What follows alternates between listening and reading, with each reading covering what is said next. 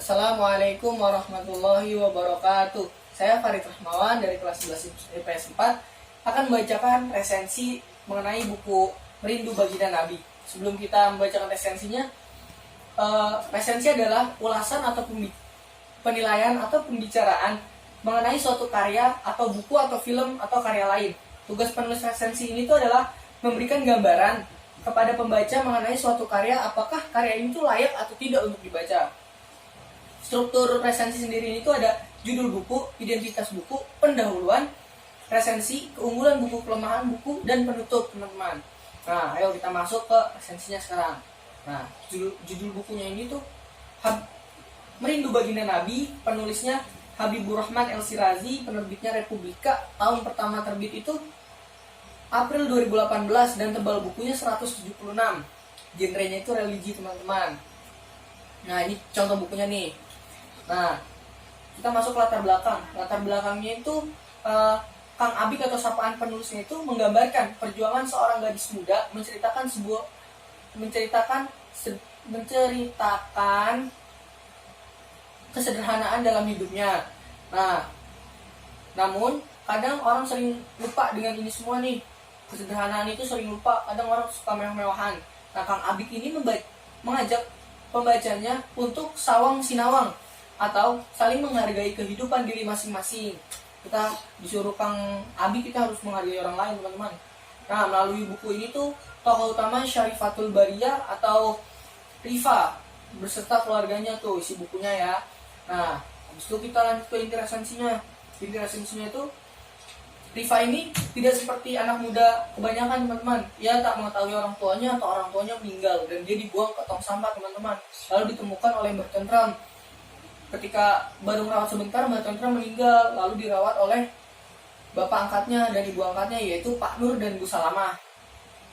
Nah, habis itu tanahnya Mbah Tentram yang tadi dijadikan pesantren sama Pak Nur dan Bu Salamah. Nah, anaknya ini tuh dididik menjadi baik, menjadi anak yang bersyukur, menjadi anak yang sederhana dan zuhud gitu, teman-teman. Nah, khususnya pesan-pesan Pak Nur untuk anaknya ini tuh yang paling terekam gitu di buku ini tuh, Nur, bertakwalah kepada Allah di mana saja kamu berada, dan ingat jangan sampai kamu membuat malu baginda Nabi.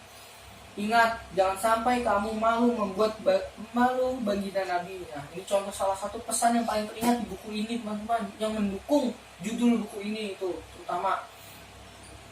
Terus habis itu kisah ini tuh dimulai dari Rifa tuh punya musuh namanya Arum gitu. Bukan berarti Rifa musuhin, tetapi di sini tuh Arum yang musuhin Rifa. Karena kenapa? Dia tidak terima Rifa selalu menang juara 1, teman-teman. Itu contohnya di situ.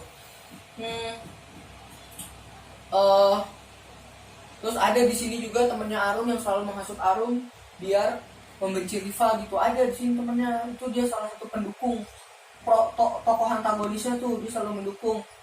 Nah, digambarkan antagonisnya Arum itu pada akhirnya mendapat ganjaran, teman-teman, gara-gara kejelekannya dia kepada Rifa. Akhirnya dia mendapat ganjaran di akhir ceritanya. Nah, terus ayahnya ini tuh, abahnya ini tuh, Pak Nur ini tuh akhirnya melaksanakan ibadah umroh bersama Bu Salamah. Itu yang diimpikannya, berziarah ke makam Nabi. Keduanya umroh dengan uang yang dicari susah payah karena dia jualan bakso gitu, teman-teman. Jualan bakso, ngumpulin uang sendiri bisa umroh.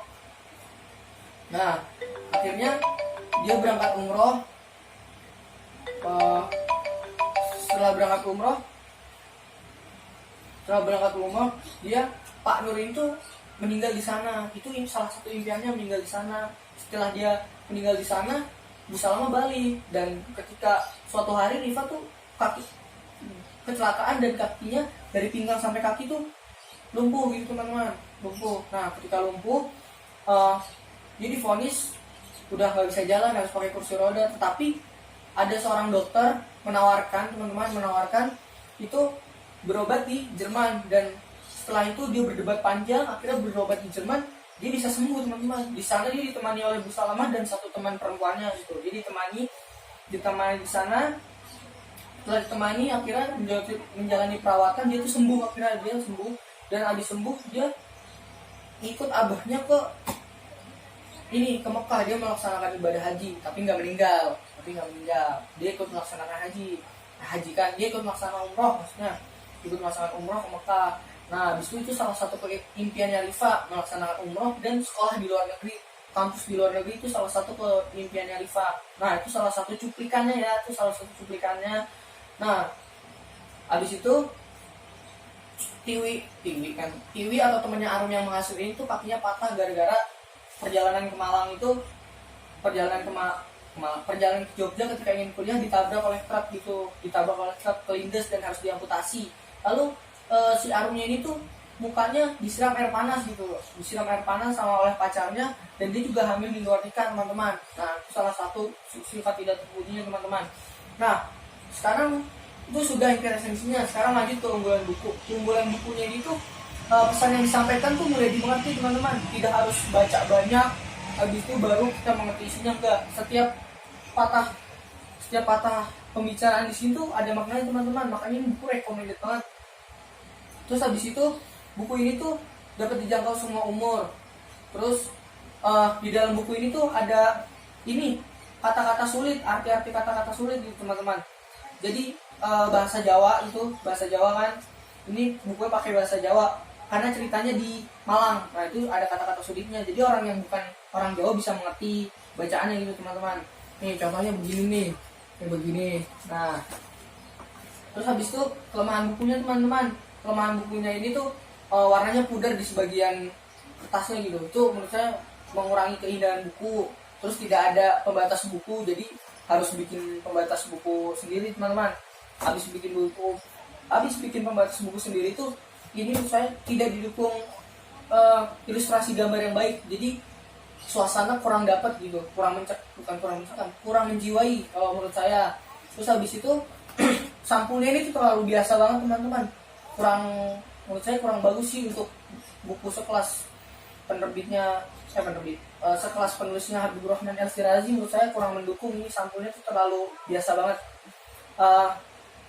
Itu inti resensi, keunggulan dan kelemahannya. Sekarang kalau menurut saya tuh penutupnya, ini tuh buku bisa dibaca untuk kalangan semua umur, recommended banget karena di sini tuh menceritakan sangat inspiratif dari dia mulai kecil sampai dia dewasa gimana, itu ada di sini teman-teman. Walaupun hanya yang mengisahkan cerita kecilnya tuh hanya sebagian kecil, tetapi ini buku sangat recommended untuk dari kalangan muda, anak-anak kecil sampai orang dewasa, lansia sekalipun kalau menurut saya teman-teman.